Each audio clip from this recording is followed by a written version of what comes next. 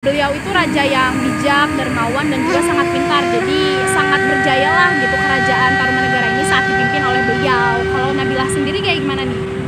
Kalau yang aku tahu tentang kerajaan Tarumanegara itu adalah kerajaan tertua kedua setelah kerajaan Kutai.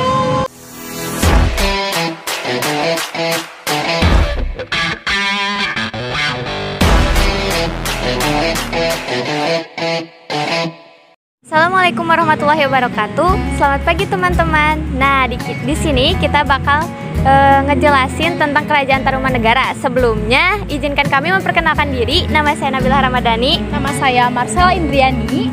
Nama saya Wulan. Bertiga udah ngerangkum beberapa pertanyaan mengenai kerajaan Tarumanegara yang nantinya bakal kita bahas bersama-sama. Nah, kira-kira apa sih yang kalian tahu tentang kerajaan Tarumanegara itu? Kalau aku sendiri ya, seputar kerajaan Tarumanegara ini, waktu itu tuh masa kejayaannya kerajaan Tarumanegara ini sendiri itu dipimpin sama Raja Purnawarman.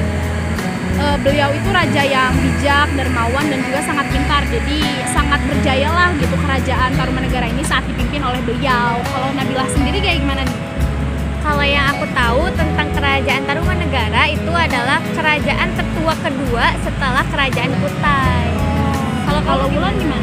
Kalau setahu aku sih kerajaan tentang Tarumanegara itu dipimpin oleh 12 raja. Pertanyaan pertama, nah kira-kira di mana sih lokasi kerajaan Tarumanegara? Coba kalian ada yang tahu nggak lokasinya di mana? Di mana ya?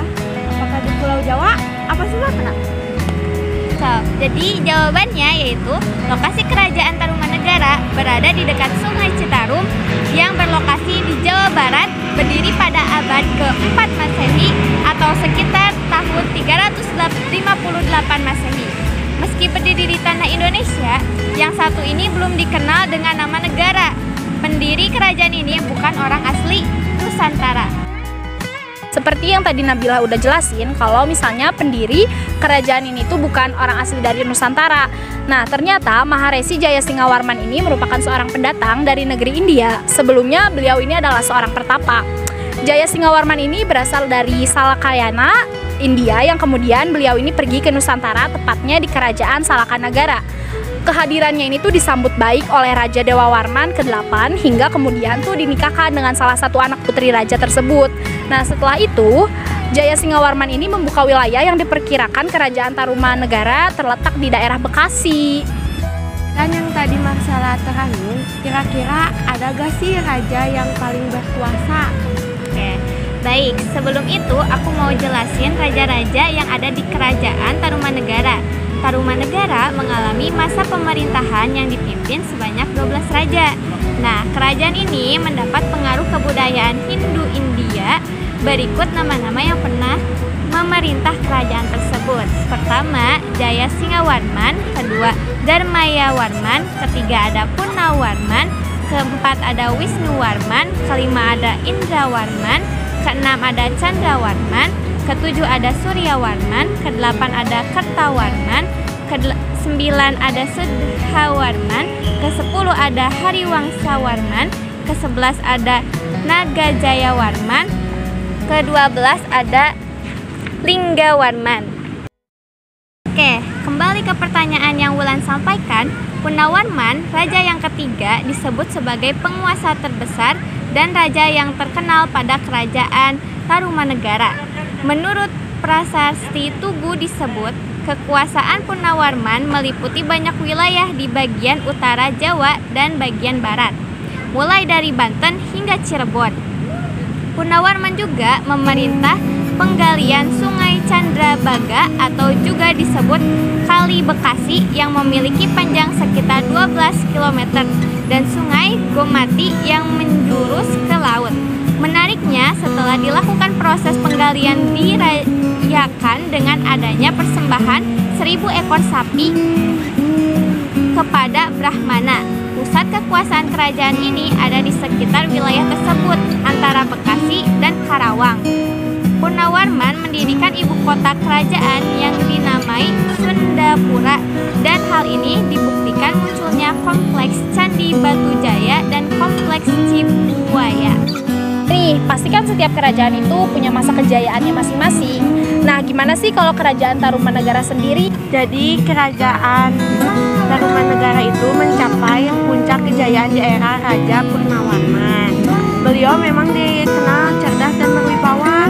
Di masa kepemimpinannya, hal yang paling berkembang dari kerajaan Tarumanegara adalah kondisi perekonomian yang maju yang sangat pesat. Saking pandainya Purnawarman dalam pemimpin, selain itu kerajaan Tarumanegara di era Purnawarman juga sukses dalam penanganan banjir yang regap kali menerjang wilayah mereka. Proyek pengalian sungai dan kali yang membuat Purnawarman berhasil mengatasi hal tersebut.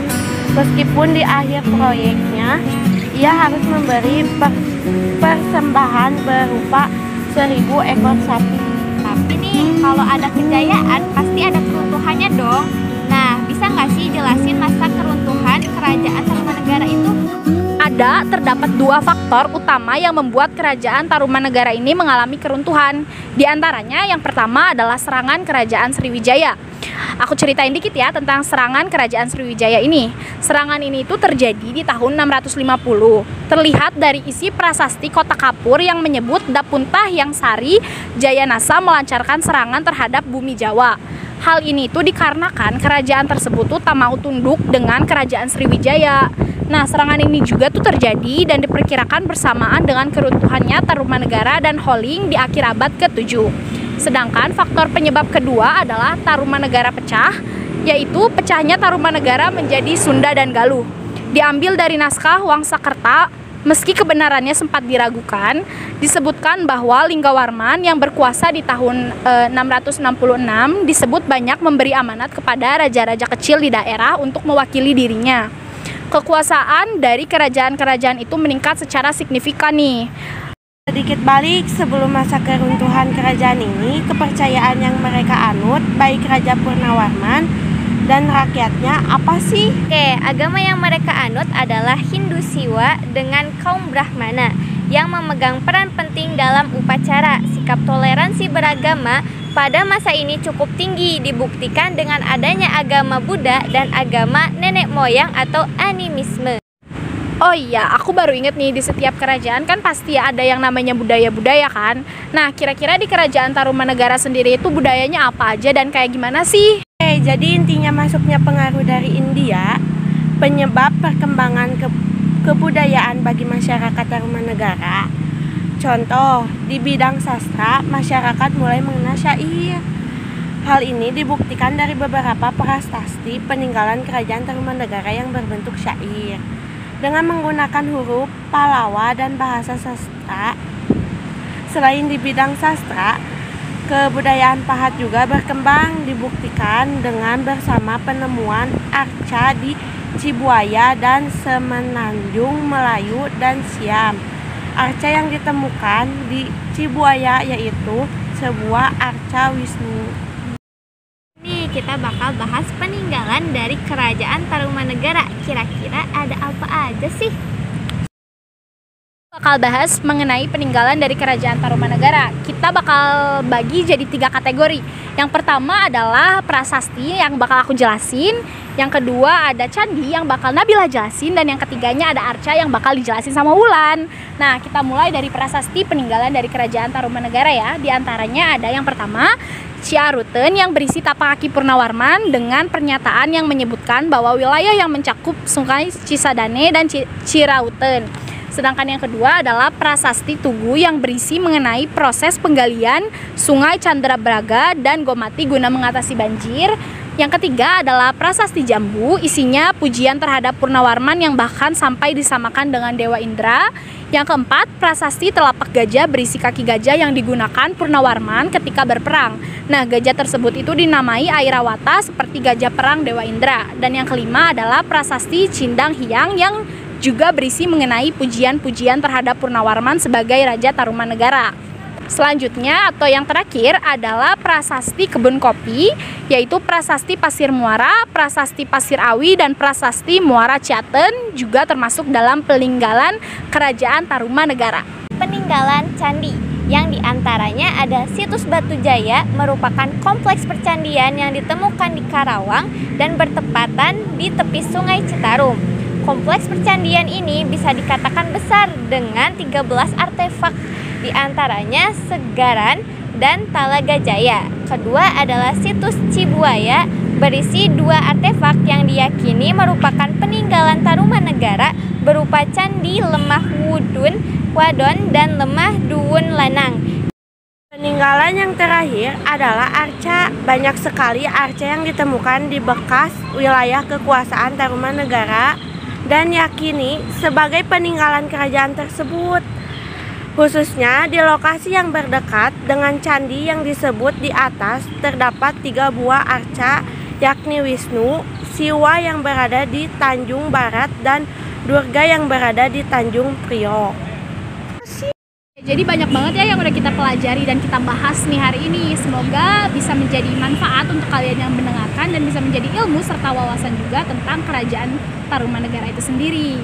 Ya betul, semoga di dalamnya bisa diambil baik dan yang buruknya bisa dijadikan pembelajaran agar tidak ditiru pastinya. Ya betul. Mohon maaf apabila ada kesalahan dalam menjelaskan, kita juga masih belajar dan terus belajar. Nah, sekiranya mungkin segitu saja penjelasan dari kami. Terima kasih. Terima kasih. Bye-bye. Dadah.